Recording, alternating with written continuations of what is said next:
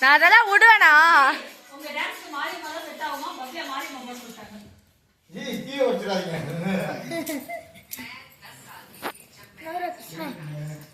Recording Mariamma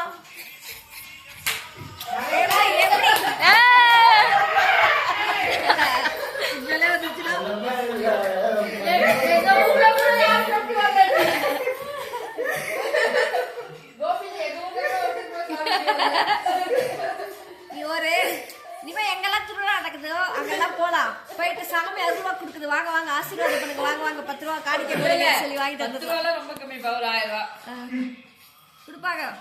உங்க மனசுக்கு தோணுனதை காணிக்க கொடுங்க.